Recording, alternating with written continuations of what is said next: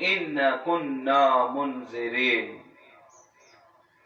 محترم حاضرین اکرام، معزز بزرگوں، عزیز دوستوں، ارشاد ربانی ہے، بے شک ہم نے اس قرآن کو ایک برکت والی رات میں نازل کیا ہے اور ہم ہی عذاب آخرت سے ڈرانے والے ہیں۔ حضرات اکرام، اس آیت شریفہ کی تفسیر میں اکثر مفسرین رحم اللہ کی یہی رائے ہے کہ یہ آیت شب برات کے بارے میں نازل ہوئی ہے۔ شب برات ایک انتہائی برکت والی مبارک رات جو انعامات ربانی سے لبریز ہے۔ چونکہ اللہ تبارک و تعالی نے اپنے بندوں کے چند اہم معاملات میں اپنی برات کا اظہار کیا ہے، لہذا اس مبارک رات کو شب برات کے نام سے یاد کیا جاتا ہے۔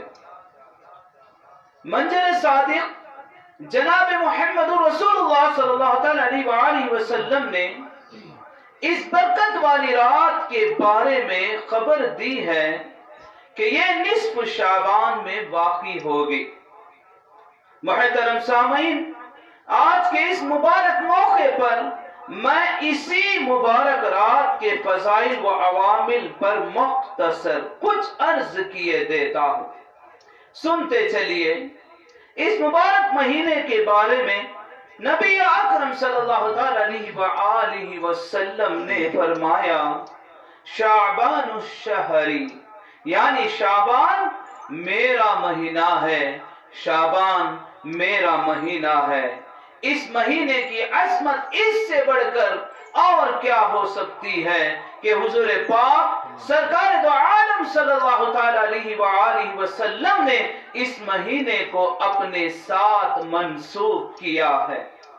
نیز شب برات کے تعلق سے اپنی امت کو یہ حکم دیا ہے کہ جب تم شعبان کی 15ویں رات کو پاؤ تو رات میں عبادت کرو، دن میں روزہ رکھو۔ یہ وہی مبارک رات ہے جس کے بارے میں حدیث شریف میں آیا ہے کہ اللہ شب برات میں آسمان دنیا پر نازل ہوتا ہے اور یہ ندا دی جاتی ہے کہ ہے کوئی میرا بندہ جو مجھ سے اپنے گناہوں کی مغفرت طلب کرے، میں اس کے گناہوں کو معاف کروں۔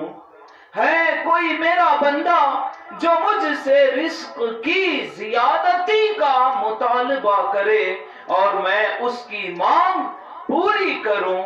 ہے کوئی میرا بندہ جو مجھ سے اپنی عمر کی درازی کی دعا مانگے، میں اس کی عمر دراز کروں۔ ہے کوئی میرا بندہ، ہے کوئی میرا بندہ جو مجھ سے عزیز و اقارب اور مومن بھائیوں کی مغفرت طلب کرے جو میرے عذاب میں مبتلا ہیں، میں اس کی دعا قبول کروں، اس کے عزیز و اقارب کو عذاب سے چھٹکارا دوں۔ حضرات اکرام، کوئی بادشاہ یا کسی بھی ملک کا وزیر اعظم یا کوئی بھی حکومت کا ذمہ دار اعلان کر دے کہ فلاں وقت سے فلاں وقت تک جو کوئی مطالبہ کیا جائے گا وہ پورا ہوگا، تو کیا لوگ یہ اعلان سن کر خاموش رہیں گے؟ بلکہ مطالبہ کرنے والوں کی اس قدر بھرمار ہوگی کہ کنٹرول کرنا دشوار ہوگا۔ لیکن یہاں بادشاہوں کا بادشاہ اعلان پر اعلان کر رہا ہے، مگر کس قدر غافل ہیں ہم، کس قدر غافل ہیں ہم لوگ کہ ایسے مبارک موقع کو بھی غفلت میں مبتلا ہو کر کھو دیتے ہیں۔ چاہیے تو تھا کہ رحمتوں کو لوٹنے کے لیے تیار اور مستعد رہتے اور اپنے خالی دامنوں کو پروردگار عالم کی خاص رحمتوں سے پر کر لیتے، حضرات ذرا سوچئے کہ ہم نے ایسے کتنے موقع کھوئے ہیں. شکر کیجئے کہ اللہ تبارک و تعالی ہمیں ایک اور موقع دینے والا ہے، ایک اور موقع دینے والا ہے. کہیں ایسا نہ ہو کہ وہ بھی غفلت کا شکار ہو جائے.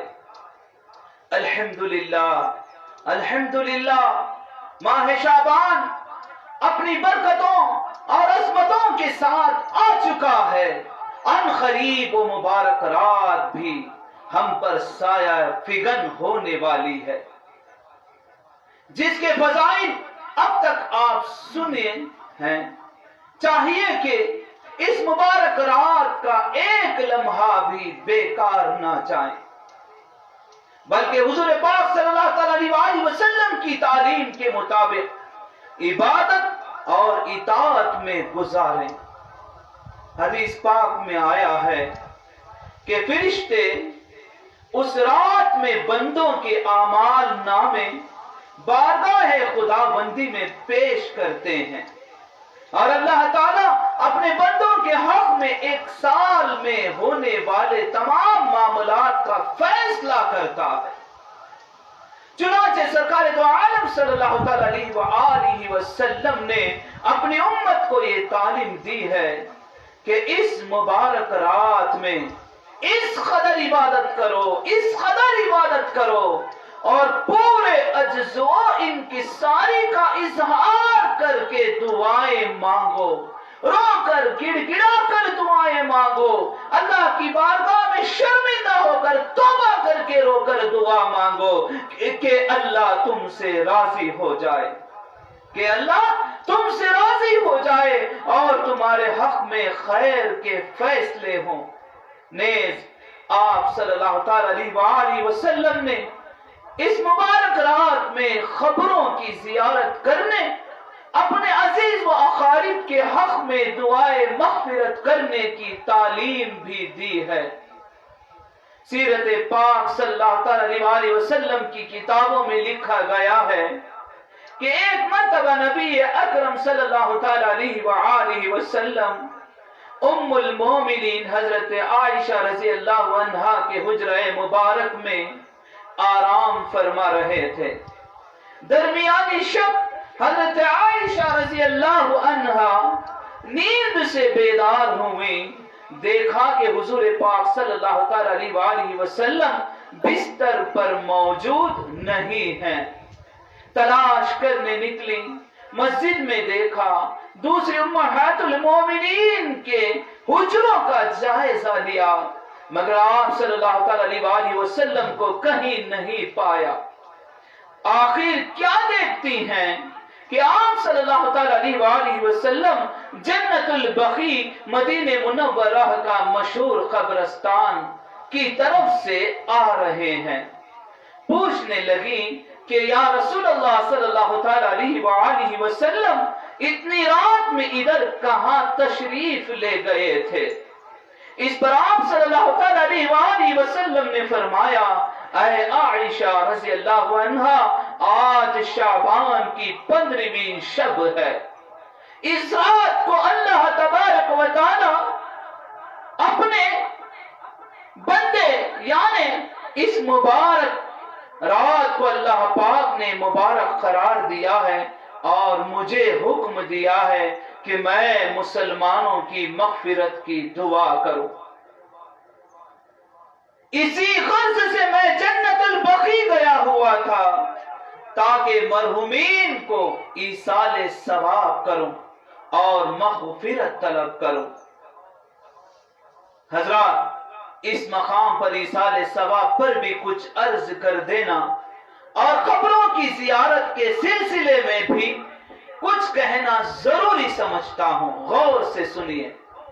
آج کے اس دور میں کچھ ایسے لوگ بھی ہیں جو قبروں کی زیارت کو ناجائز اور بدعت کہتے ہیں.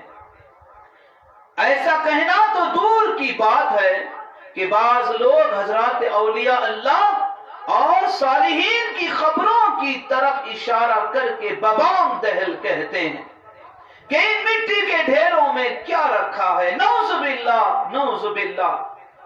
اور ایسے ہی قبروں کی زیارت کے لیے سفر کرنے کو سفر معاصیت اور حرام ٹھہرایا ہے، نعوذ باللہ۔ جبکہ اہل سنت والجماعت کے نزدیک قبروں کی زیارت کرنا سنت مستحبہ اور امر مستحسن ہے، جیسا کہ اس باب میں بہت ساری حدیثیں وارد ہوئی ہیں۔ تبرگن 2:1 کا ذکر کر کے آپ کے سامنے کیے دیتا ہوں۔ فرمانے نبوی صلی اللہ علیہ وسلم ہے کہ قد نہیتم عن زیارت القبور فزوروها، لوگوں میں نے تمہیں قبروں کی زیارت سے روکا رکھا تھا، اب اجازت دیتا ہوں کہ تم قبروں کی زیارت کرو، اس سے ایمان میں تازگی پیدا ہوتی ہے اور خوف آخرت میں زیادتی۔ نیز احادیث میں والدین، اساتذہ اور مشائخین اور عام مومنین کی قبروں کی زیارت کی اہمیت بیان کی گئی ہے۔ نیز سرکار دو عالم صلی اللہ تعالی علیہ وآلہ وسلم نے روزہ مبارک کی زیارت کی اہمیت بتلاتے ہوئے ارشاد فرمایا، من زار قبری بعد موتی کانہو زارنی فی حیاتی، جس نے میری موت کے بعد میری قبر کی زیارت کی، گویا اس نے میری زندگی میں میری ہی زیارت کی۔ اللہ اکبر۔ نیز فرمان نبی صلی اللہ علیہ وسلم ہے کہ جس نے میری قبر کی زیارت کی مجھ پر اس کی شفاعت لازم ہو گئی۔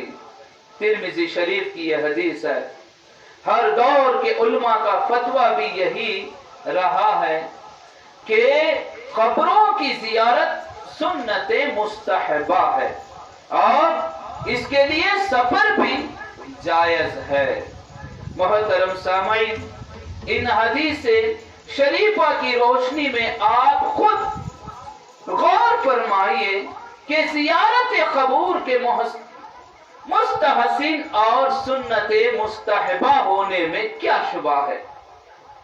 قبور کے پاس ہونے والے چند مراسم کو دیکھ کر خواہ مخواہ شرک اور بدعت کا فتویٰ داغ دینا یا حضرات بزرگان دین کو لعنت و ملامت کا نشانہ بنانا کہاں کی دانشمندی ہے۔ اس کے علاوہ ہم اہل سنت والجماعت کا یہ بھی عقیدہ ہے کہ زندوں کے اعمال صالحہ کا ثواب مردوں کو پہنچتا ہے۔ مرنے والے اگر نیک ہوں تو زندوں کے بخشے ہوئے ثواب سے مردوں کے درجات بلند ہوتے ہیں، اور اگر مرنے والے بدکار ہوں، یعنی بدکار ہوں، مبتلا عذاب ہوں، تو زندوں کے بخشے ہوئے ثواب سے ان کے عذاب میں نہ صرف کمی ہوتی ہے بلکہ عذاب سے چھٹکارا بھی پا سکتے ہیں۔ عبادت مالیہ اور عبادت بدنیہ دونوں کا ثواب برابر مرحوموں کو پہنچتا ہے، اور اگر کوئی اپنے مرحوموں کے لیے صدقہ جاریہ کا اہتمام کرے تو اس کا فائدہ بھی مرحوموں کو ضرور ہوتا ہے۔ سیرت کی کتابوں میں لکھا گیا ہے کہ ایک مرتبہ حضرت معاذ رضی اللہ تعالی عنہ بارگاہ نبوی صلی اللہ تعالی علیہ وآلہ وسلم میں حاضر ہوئے اور عرض گزار ہوئے کہ یا رسول اللہ صلی اللہ تعالی علیہ وآلہ وسلم، میری ماں کا وصال ہو چکا ہے، میں اپنی ماں کے ایصال ثواب کے لیے کچھ کرنا چاہتا ہوں، بتائیے کیا کروں؟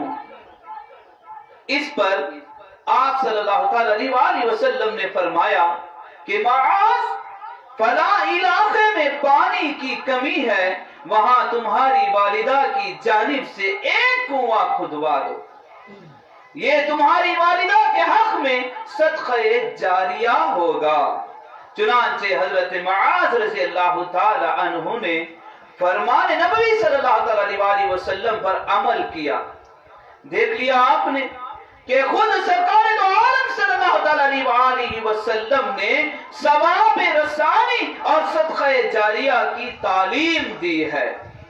اس واقعے سے کھل کر یہ بات ہمارے سامنے آتی ہے کہ زندوں کے اعمال کا فائدہ مردوں کو ہوگا۔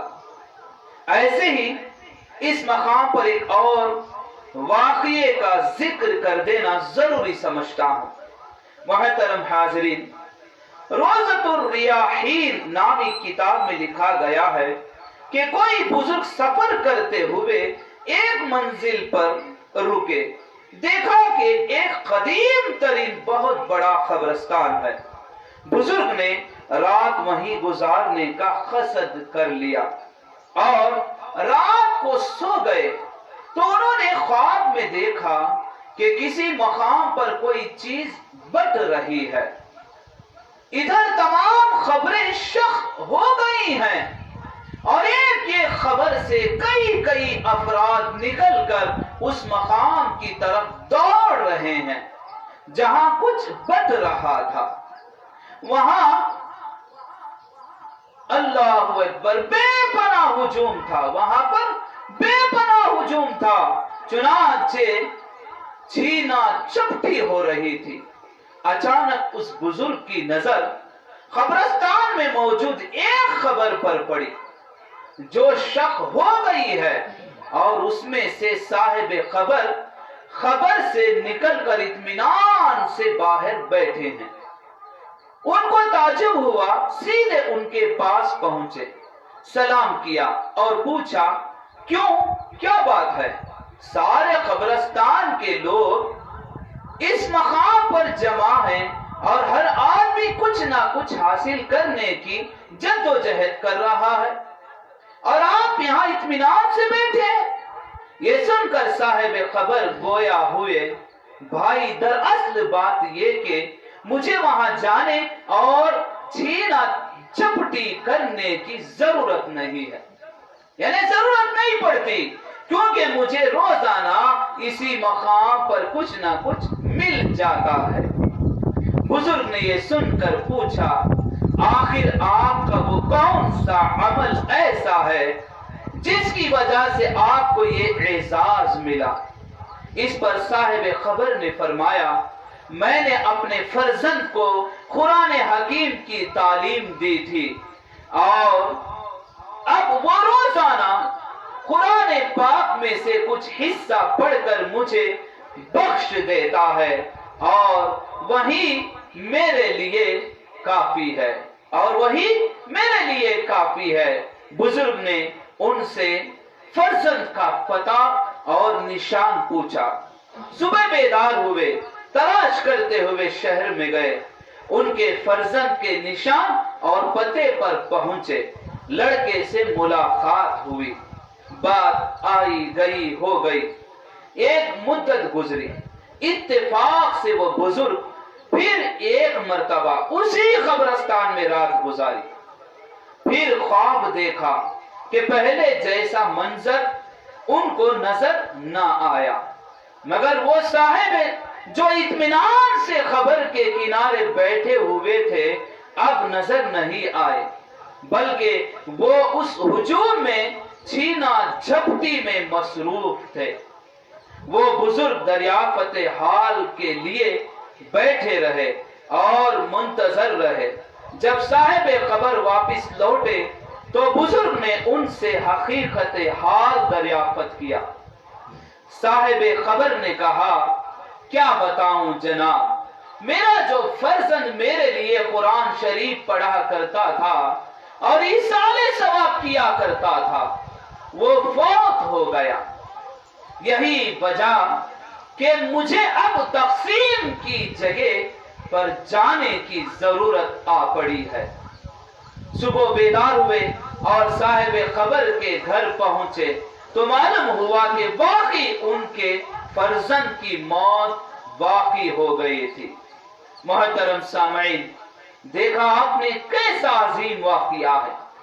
ایصال ثواب کے ثبوت میں ایسے 20 واقعات پیش کیے جا سکتے ہیں، مگر کیا کریں، آج ہماری بد نصیبی یہ ہے کہ کچھ لوگ دینی معاملات میں دخل اندازی، کفر، شرک، بدعات کے لیبل لگانا جن کا شیوا ہے، کہیں ایصال ثواب کو بدعات ٹھہرا رہے ہیں تو کہیں زیارت قبور پر شرک کا پٹا لگایا جا رہا ہے.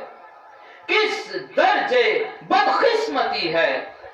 غرض میں یہ عرض کر رہا تھا کہ ایصال ثواب اور زیارت قبور وغیرہ خصوصیت کے ساتھ شب برات کے خصوصی اعمال میں سے ہے. ان اعمال کا انکار یا دین میں زیادتی قرار دینا تو درکنار، کچھ لوگ تو خود شب برات کا بھی دھڑلے سے انکار کرتے ہیں، جبکہ مختلف صحیح روایتوں سے اس کا ثبوت موجود ہے. واللہ عالم، نہ اس کی تفصیل بیان کرنے کا یہ موقع ہے اور نہ ہی وقت ہے. شب برات کے تمام اعمال و عبادت کے علاوہ ایک اور اہم عبادت 15ویں کا روزہ ہے. پیارے آقا صلی اللہ علیہ وسلم نے صوموا نہاروہا کے الفاظ سے ہم کو اس عبادت کی ادائیگی کا حکم فرمایا ہے. محترم حاضرین، ایسے بہترین موقعوں کو نفسانی خواہشات اور شیطانی اتباع میں مبتلا ہو کر کھو دینا انتہائی درجے کی نادانی ہے. جیسا کہ کچھ ایسے ہمارے بھائی ہیں جو عبادت کی بجائے اس مبارک رات میں آتش بازی وغیرہ میں مصروف رہتے ہیں. یہ تمام حرکتیں بد مذہبوں کی، اللہ اکبر، یہ تمام حرکتیں بد مذہبوں کی ہیں. ان سب سے پرہیز کرنا مسلمان کا اولین فرضیہ ہے. شب برات انعامات ربانی کے اصول کا موقع ہے. اس سے پورا فائدہ اٹھانا ہی ایمان کا تقاضا ہے. ہم اس دنیا میں جس قدر نیک عمل کریں گے وہ کل آخرت میں ہمارے حق میں بہتری کا باعث ہوں گے. یہ چند باتیں تھیں جو شب برات کے تعلق سے آپ کی خدمت میں پیش کی گئی ہیں. اور پیارا آقا صلی اللہ علیہ وسلم کے پاس جبرائیل امین علیہ السلام شعبان کی 15ویں رات کو تشریف لائے اور فرمایا، یا رسول اللہ صلی اللہ علیہ وسلم، اس رات اللہ پاک بنو کلب کے بکریوں کے بالوں کے برابر گنہگاروں کو بخش دیتا ہے. بنو کلب عرب کے اندر سب سے زیادہ بکریوں کو پالنے والا قبیلہ تھا.